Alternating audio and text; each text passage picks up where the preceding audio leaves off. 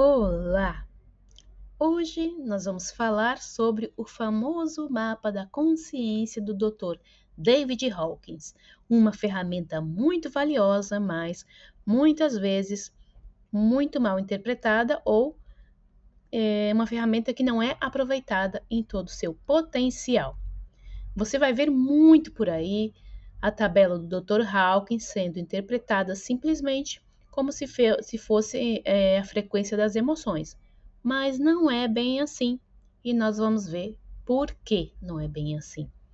O mapa da consciência do Dr. Hawkins, nas mãos de alguém que conhece, pode oferecer muita informação valiosa. Ela pode nos contar, por exemplo, que uma pessoa está atravessando um luto ou que tem uma baixa autoestima. Pode até ser utilizado para identificar algumas questões que estão bloqueando a prosperidade quando identificamos que existe um abismo enorme entre a escala da empresa da pessoa e sua escala pessoal, por exemplo.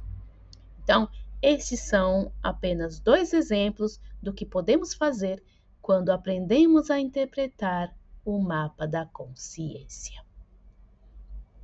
Bem, antes de começar a entendê-lo, eu quero contar para quem não sabe, para quem não conhece a ferramenta, como ela surgiu. Ela é o resultado de mais de 20 anos de estudo do Dr. David Hawkins, que é um psiquiatra, cientista, doutor em psicologia, escritor e orador, entre outras coisas que era, né? Durante essas mais de 2 décadas, ele usou o método de teste muscular para fazer milhões de medições em milhares de pessoas. E eram pessoas de todas as idades, todos os tipos de personalidades, diferentes classes sociais, diferentes culturas, diferentes religiões, diferentes etnias. Foram estudadas pessoas do Canadá, pessoas dos Estados Unidos, pessoas do México, pessoas da América do Sul e pessoas também da Europa. Mas o Dr. David Hawkins não parou por aí. Ele calibrou, inclusive, pacientes psiquiátricos com doenças mentais severas. E depois desses mais de 20 anos de estudo amplo, o Dr. Hawkins chegou à tabela que hoje se conhece como o Mapa da Consciência, e ele publicou os resultados neste livro que estamos vendo na tela. Em português, ele foi traduzido para Poder versus Força. No livro, o Dr. Hawkins explora o conceito de consciência humana. Ele fala qual é a relação da consciência com a verdade e com a percepção da realidade. E por aí você já tem uma ideia que não se trata somente de uma frequência de emoções. Bem, feita essa introdução, nós vamos ver agora como interpretar este mapa. No material, você vai encontrar este biômetro que está na tela com todos os níveis. Você também vai encontrar a tabela e um resumo de todos os níveis. Mas nós vamos aprofundar somente nos primeiros níveis, nos níveis inferiores, tá certo? Os níveis inferiores são estes aqui, antes do nível da coragem, antes da cor verde. São esses que estão separados com essas duas setinhas aí que estão em movimento. A partir do verde, os níveis são já funcionais. E os últimos níveis são os mais raros de encontrar pessoas que estejam transitando por eles. O último, calibrado a partir de 700, só conta com os grandes avatares da humanidade, como Jesus, Buda, Krishna. Então, não vamos encontrar entre nós pessoas calibrando aí a partir de 700, tá? Mas, como eu disse, não se preocupe, porque no material tem um resumo de todos eles e tem também a tabela completa, certo? Bom, como você está vendo na imagem, em vez de usar o próprio biômetro, eu preferi colocar os níveis inferiores que nós vamos estudar como se fossem uma escala para nós visualizarmos melhor a evolução de um para o outro, tá certo? É muito importante entender que isso que nós estamos vendo aqui, apesar de vermos escrito uma emoção em cada degrau, este não é um mapa de emoções como algumas pessoas interpretam.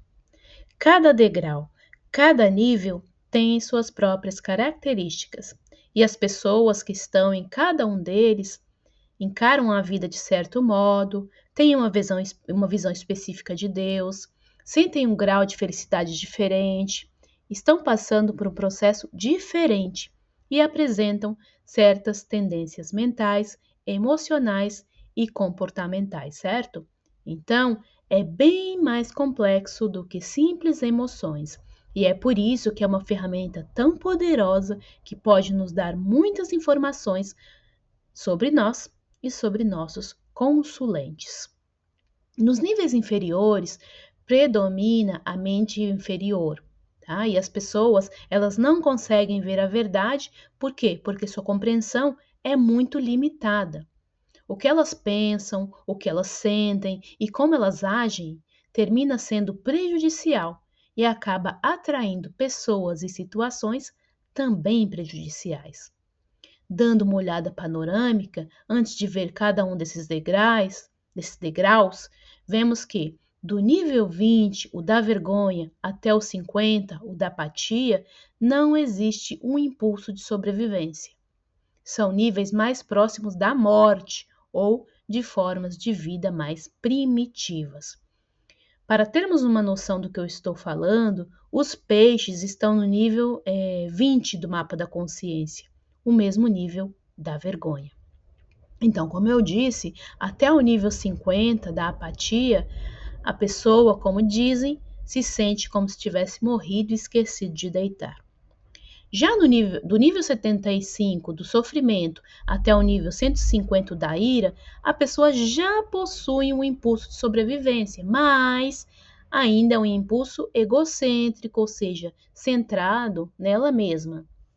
Vamos combinar que é um progresso, né? Passar, por exemplo, do nível 50 da apatia para o nível 125, que é o nível do desejo. Na apatia, a pessoa respira por acaso, não tem vontade de nada. E no nível 25, ela já começa a sentir desejo. Bem, no último degrau dos níveis inferiores, que é o degrau do orgulho, que calibra 175, a pessoa já começa a vislumbrar um impulso de sobrevivência também ampliado para os outros, embora ainda seja muito timidamente e nada significativo. Algo muito importante que eu quero destacar antes de ver cada degrau é que é indispensável saber que raramente uma pessoa manifesta totalmente as características de um degrau. Porque algumas vão levá-la ao extremo, outras nem tanto. Além disso, alguém pode ter características tanto de um nível inferior como de um nível superior ao que ela está, e tudo ao mesmo tempo. E uma mesma pessoa pode manifestar características de níveis diferentes em cada área da sua vida. E como é isso, Mari? Então, uma pessoa pode ser financeiramente próspera porque nessa área da vida ela se encontra em um degrau superior, mas na área dos relacionamentos ela está estacionada em um degrau inferior. Pode vibrar na coragem financeiramente e na culpa amorosamente. Ela tem determinação para cumprir metas profissionais, mas não se sente digna de ter um parceiro ou uma parceira que a ame. Dá para entender? Então, se você quiser aprofundar na sua análise, você pode medir também a área da vida relacionada ao motivo pelo qual a pessoa nos procurou, caso você seja terapeuta. Ou se você quiser aprofundar na sua própria análise para identificar em que área da vida você precisa mais expandir a consciência, você vai fazer isso também. Vai analisar área por área como você está calibrando. Dito isso, na próxima aula vamos começar a ver cada um desses degraus e suas características. Então, até lá!